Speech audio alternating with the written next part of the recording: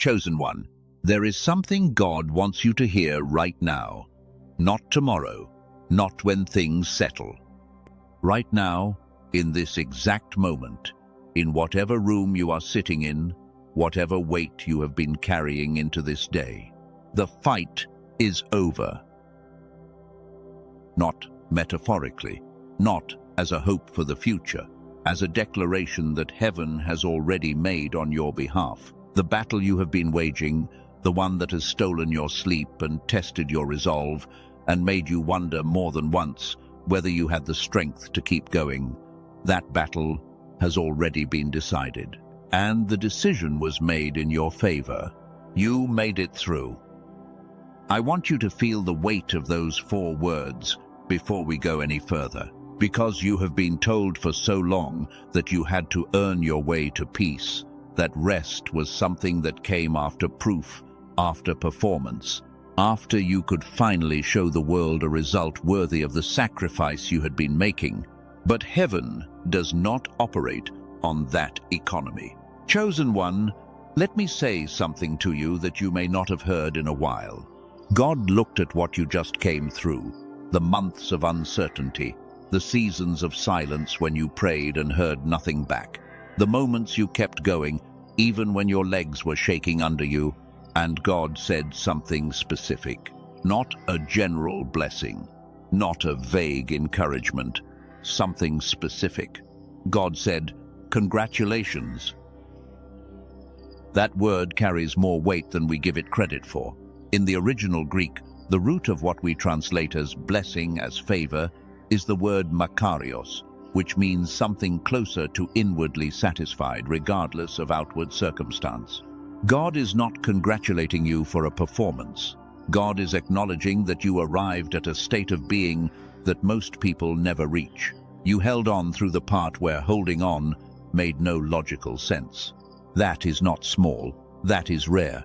If something in your chest shifted just now, if you felt something loosen that has been tight for a very long time, I want you to pause and recognize what that is. That is not emotion for its own sake.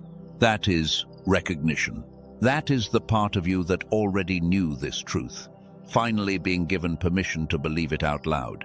This message is for you, specifically for you, not for everyone who came across it by accident, for the chosen one who has been in a fight that no one else could fully see, and who is now standing on the other side of it, wondering what comes next.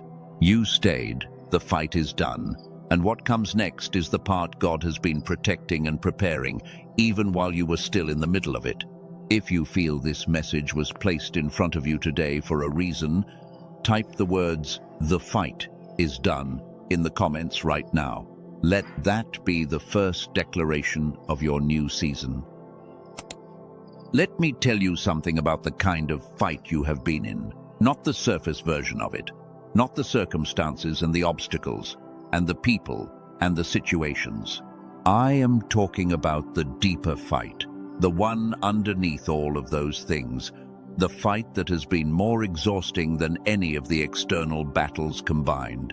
You have been fighting to believe that you are still worthy of what God promised you. You have been fighting against the voice that said your delay is rejection, that your silence is abandonment, that the fact that things have not worked yet is evidence that they will never work, that the chosen one status was always a story you told yourself, and the real evidence is the gap between who you were told you are and what your life currently shows. That has been the real fight. And I need you to understand something about why that fight was so relentless. It was relentless not because the voice was right. It was relentless because of how close you are to what the voice does not want you to reach. There is a spiritual principle I have seen operate across hundreds of lives. I want to name it for you today because once you see it, you cannot unsee it. We call it the pre-arrival storm. The pre-arrival storm describes this pattern. The most intense period of resistance in a chosen one life does not occur at the beginning of their journey, and it does not occur at the midpoint. It occurs in the final stretch before the breakthrough arrives. This is not poetic language. This is a pattern that runs through Scripture, through the lives of people who have walked before us, and through the testimonies of chosen ones who are now on the other side of seasons that looked exactly like the one you just came through. Joseph did not face his most vicious opposition in the pit. He faced it in the palace. The resistance escalated as the destination got closer. Every chosen one who has ever been called to something significant has encountered a version of what you just survived. The fight got harder precisely because you were getting closer. The fight was hardest right before the door opened. And you are still here. You made it through. There is one more thing I want to say in this first section before we go deeper into what this season is actually about. I know there are some of you listening right now who are not fully convinced, who are wondering whether this message is just another round of encouragement that sounds beautiful but does not match the reality outside your window. I want to acknowledge that thought directly. The doubt is not a sign that you lack faith. It may actually be a sign of something else entirely.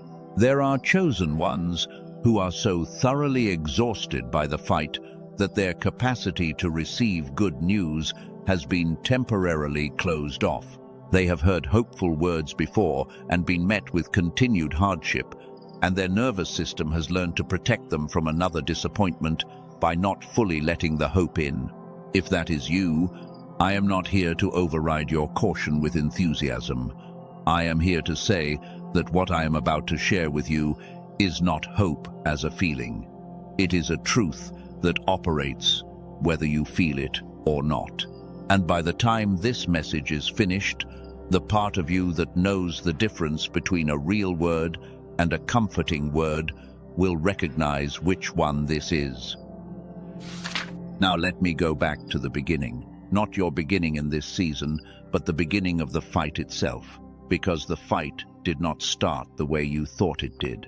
There is something that most messages in this space never address about the particular kind of battle a chosen one faces. They will speak about spiritual warfare. They will talk about the opposition of the enemy. They will give you strategies for holding on in dark seasons, but they rarely go back to name the actual wound that made you vulnerable to the fight in the first place. The wound is this.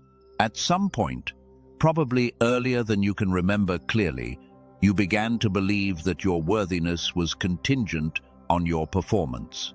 Not as a conscious decision, but as a silent agreement you made with the world around you. Love comes when I succeed. Safety comes when I produce.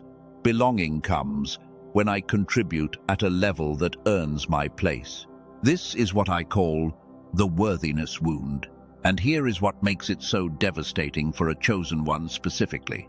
When you carry a calling that is larger than what you can currently explain or demonstrate, when you are being prepared for something that has not arrived yet, and the evidence of your calling is still internal rather than external, the worthiness wound does not stay quiet.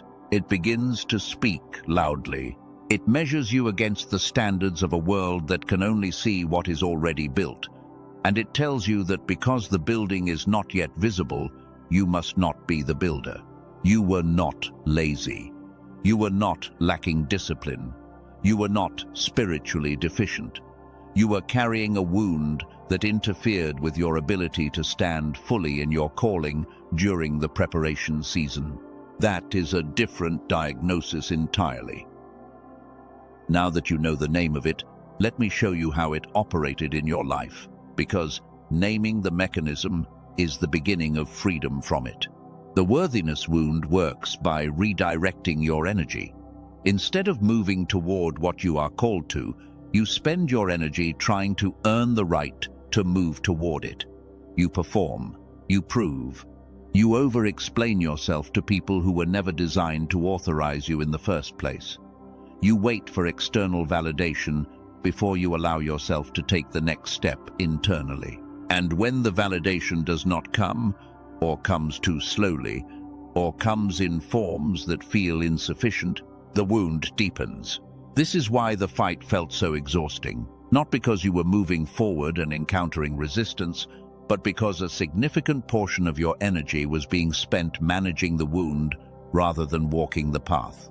But here is what I want you to hear.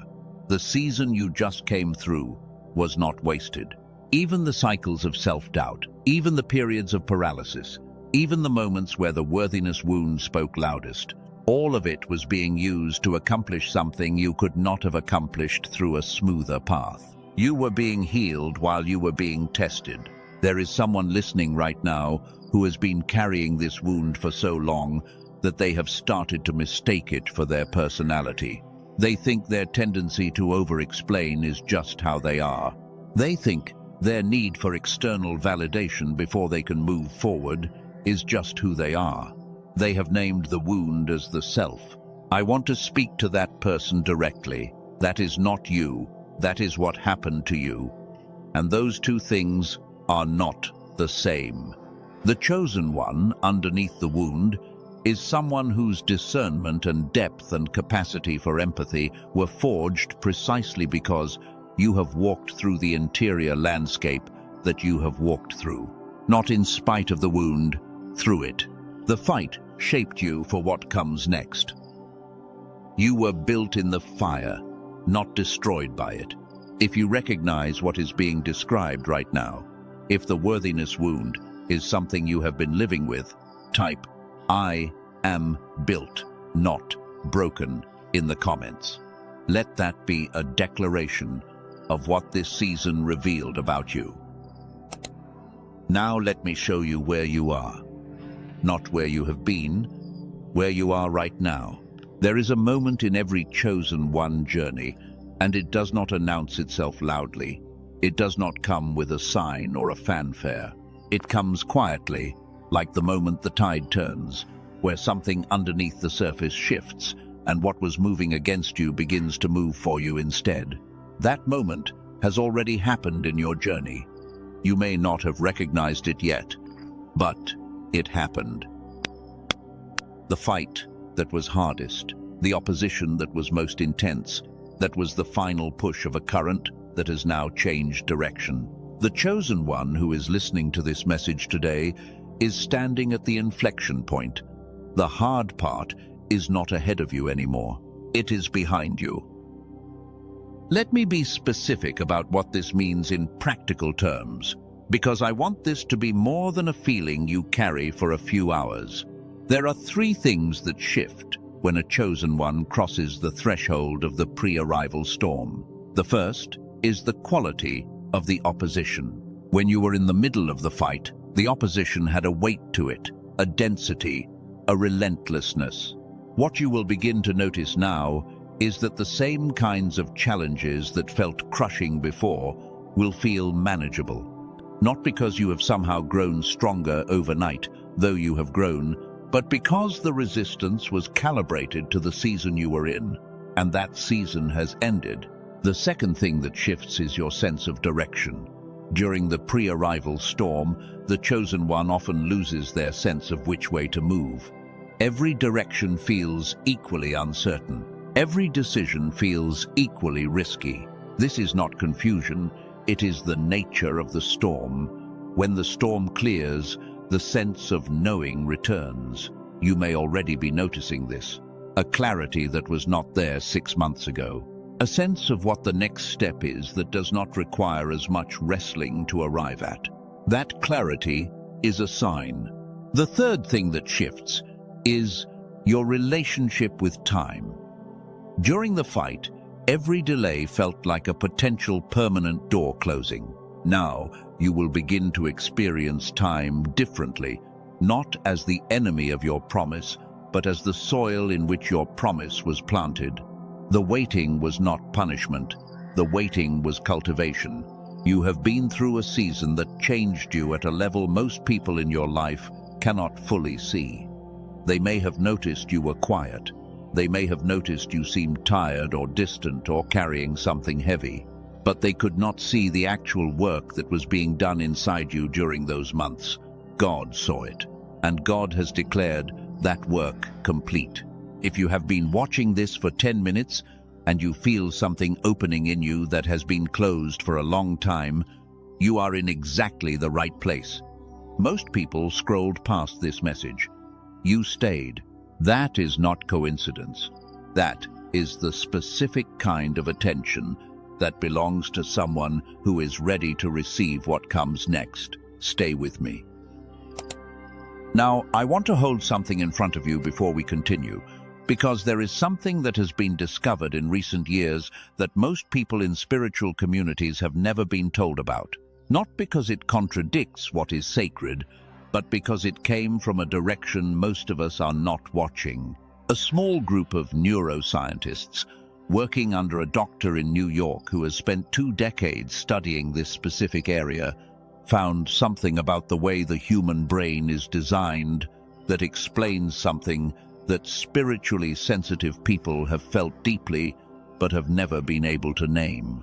Something so fundamental it traces back to a Nobel Prize, yet so simple in its application that it sounds almost too straightforward at first.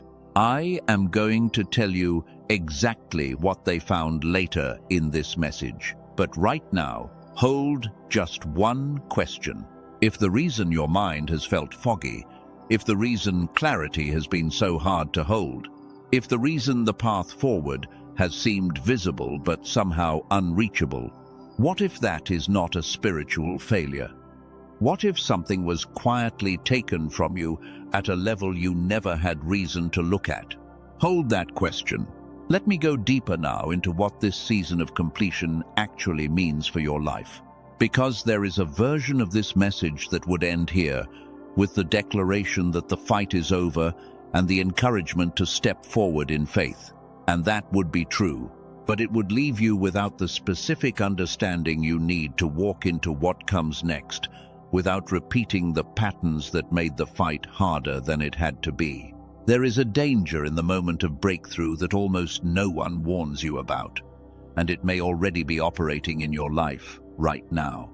When the pressure lifts, when the fight you have been in finally releases, there is a window of vulnerability that the chosen one almost always underestimates. Not vulnerability to external attack, vulnerability to internal default, the patterns that form during the fight, the ways of protecting yourself, the habits of diminishing your expectations, the reflexes of pulling back before you are hurt. These do not automatically dissolve when the season changes. They stay in the body long after the battle is over. This is what I call the soldier's return. Soldiers who have been in combat know something about this pattern. The fighting ends, but the nervous system does not immediately receive the news. The body stays in a state of alert long after the external threat is gone. The chosen one, who has been through a long season of spiritual warfare, experiences something similar. The fight ends, but the posture of fighting, the bracing, the defensive crouch, the constant scanning for the next thing that is about to go wrong, that posture stays active. And what this means is that the chosen one, who does not address the soldier's return, will walk into their new season in the posture of the old one. They will receive good things with suspicion. They will hesitate at open doors because their body remembers that open doors have closed before. They will diminish new relationships before those relationships can become what God intends, because their protective mechanisms are still running. You are not required to take the posture of the old season into the new one. The fight shaped you. It does not own you. There is a specific shift that needs to happen at the threshold of every new season, and it is a shift that is entirely available to you right now. The shift is from the posture of the fighter to the posture of the receiver. These are not the same thing. The fighter braces, the fighter holds, the fighter endures, the receiver opens, the receiver holds out their hands. The receiver stands in a different relationship to time and to the goodness that is moving toward them. You fought well. The season for fighting has ended. The season for receiving has begun. Let me tell you what the posture of receiving looks like in practical terms, because I know that for some of you, receiving has actually been harder than fighting. Fighting gave you something to do with your energy. It gave you a clear role. It gave you a clear opposition. Receiving requires a different kind of capacity. It requires the ability to believe that good things can arrive without your effort, without your earning, without your performing. And for the chosen one who has been carrying the worthiness wound, that can feel almost dangerous. So let me reframe this. Receiving is not passivity. Receiving is alignment. You align yourself with what God is already releasing in your direction. You position yourself so that what is coming can actually land in the place it was meant to land. This is an active posture. It simply requires a different kind of activity than what you have been doing.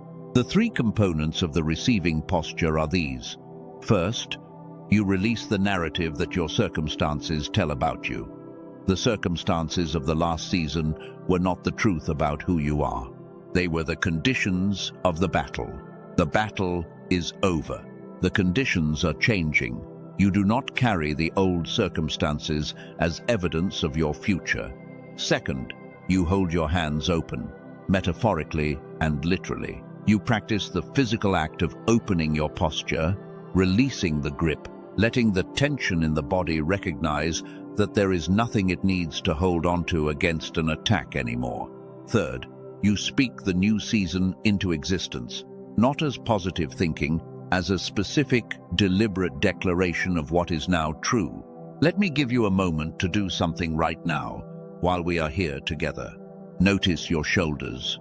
Notice whether they are drawn up or forward. Notice your jaw. Notice whether there is tension held there from months of vigilance. Take one slow breath, and as you exhale, let the shoulders drop. Let the jaw release. Let the body begin to register what the spirit already knows. The fight is over. The body needs to hear that as much as the mind does, and the practice of releasing the physical posture of fighting is not small. It is one of the most significant things a chosen one can do in this threshold season. If you felt something shift just now, if the body released something it has been holding for months, comment "release" below. Let this be the moment your body agrees with what your spirit has been declaring. Now let me speak to the chosen one who is at a specific intersection that is particularly relevant to the title of this message. The chosen one who made it through but is wondering whether what they made it through left them with anything to show for it. You know who you are. You went through the fire. You held on.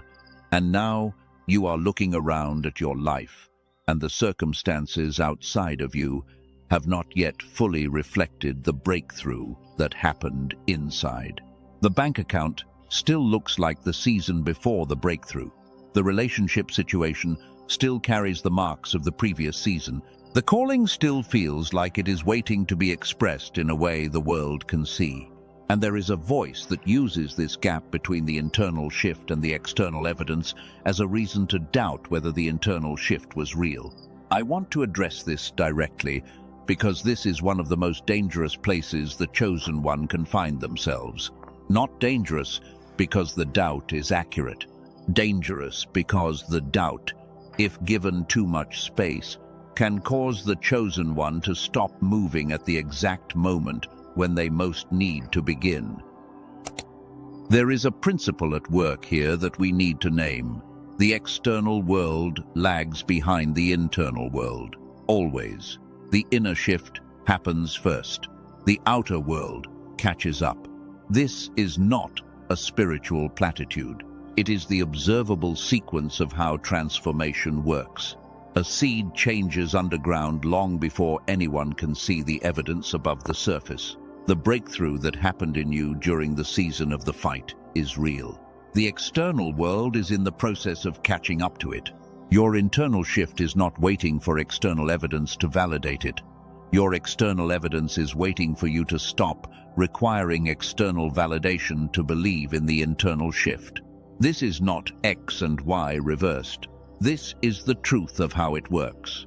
The chosen one who has been through a real battle, who has held on through real opposition, who has arrived at real completion in a long and costly season, that chosen one does not need a certain number of zeros in their bank account before they are allowed to believe the fight is over. The fight is over because it is over. The evidence is being assembled. Walk forward while it assembles. There are 25 minutes of this message left. You are still here. You have been listening for longer than most people stay for anything. That is a quality that belongs to someone who is not just consuming inspiration. That is the quality of a person who is ready to receive something that requires more than a 30-second attention span to land. Stay with me. I want to speak now about the specific gift that the fight produced in you, because everything the chosen one goes through produces something. Nothing is wasted. The question is whether you know what was produced in you during this particular season, because if you do not know what was built in you, you cannot use it in the season that follows. Here is what the pre-arrival storm builds in every chosen one who survives it. First, it builds authority, not the kind of authority that comes from titles or positions, the kind of authority that comes from having walked through fire and still standing. When you speak from that place, something in the spiritual atmosphere recognizes it. People around you feel it even when they cannot name what they are feeling. The authority that comes from the fight is not something you can learn from a book or acquire from a course. It can only come from the season you just completed. Second, it builds discernment. You came out of this